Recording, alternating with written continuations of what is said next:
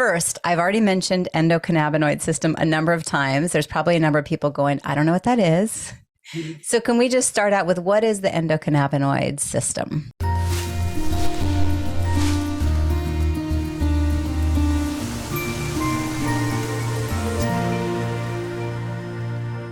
But first, I want to back up. So I don't know if you heard the sarcasm in the way I described the Lean Six Sigma black belt. Okay. I'm not sure if the world picked up on it. And so while that's an ideology that works, I think you hit the nail on the head. Like, the widget isn't a car. In this situation, the widget is the patient. And so in a lot of ways, it just doesn't work. But as far as the endocannabinoid system, it is the largest neuroreceptor system in our body. It literally receives what we call cannabinoids. Our body makes 2 cannabinoids of its own, but the cannabis plant also has over 100 cannabinoids that can, when we ingest it, binds to that endocannabinoid system.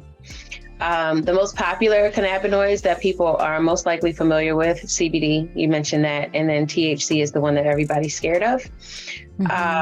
And essentially the sole purpose of the system, and it's more complicated than the way I'm explaining it. There are enzymes and other molecules that are involved with it, but essentially it all works together to create balance, or what we call homeostasis. And I guess in functional medicine, I'm sure your audience has heard a lot about achieving homeostasis. So when you have brought up, what are all the things we could be using? Exercise is legit. Like, it sounded like a joke, but that is something that helps support the endocannabinoid system. Yeah. And so we've got CBD, THC, CBG is another one that I think many people have heard of, but there's many others. And then I also, what is the when you can smell the different, what is it? Terpenes. The terpenes. Yeah. Yeah. So that's another genetic component of the plant that's also found in lemon and lavender and, all those things that make us feel good. Pepper is another example. And so those also play a role in helping to support health and wellness. So the aromatherapy that is more acceptable for people, a lot of those fruity smelling scents like lemon and citrus and all those, they have a terpene called limonene in it. And the plant also has the same terpene, limonene, and has very congruent effects in the body. How do we distinguish between, for instance, the CBD that I'm consuming comes from hemp and it's THC free? And then there's THC, there's CBG. Can you just speak to, is it a drug? Is it not a drug? What are some of the reasons why someone might consider adding one or the other, or a mixture? Well, yeah, it is considered a drug. So are your opioids that are prescribed for pain meds. So is heroin, that's not prescribable and very addictive. Anything that alters your current state is what we consider to be a drug. The thing of it is, like, my stance isn't that cannabis is the cure-all for anybody. It's let's weigh out the risks and the benefits.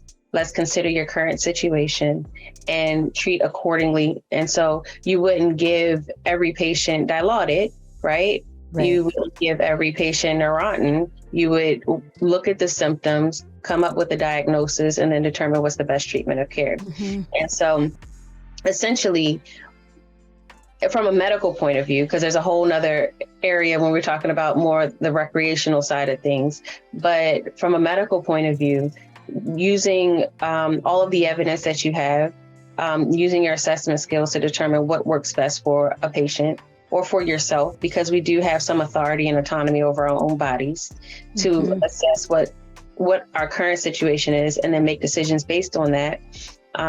Cannabis could be an option for you if you have access to it.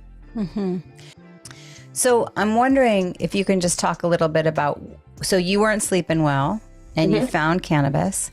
What have been some of the outcomes that you've experienced? What changed? And then also you're helping not only adults, but also children in the school system. So let's transition and talk a little bit about that. About the kids? Well, first, what were your outcomes? What changed for you once you started using cannabis? So for me, it was it was a combination of just kind of literally just changing my life. Like literally, the person that existed 4 or 5 years ago is no longer that person. So part of that experience is, you know, using my voice, exercising, you know, meditating, being present, also finding things that make me feel good. So I've taken up like a ton of dance classes. I do improv, like trying to find, I guess, the spice of life in my day-to-day life is pretty much kind of where I settle. And what that looks like day to day, I determine based on how I'm feeling. So if I need to go for a walk, that's what I do. If I need to listen to music, that's what I do. If I need to consume an edible or whatever, that's what I do.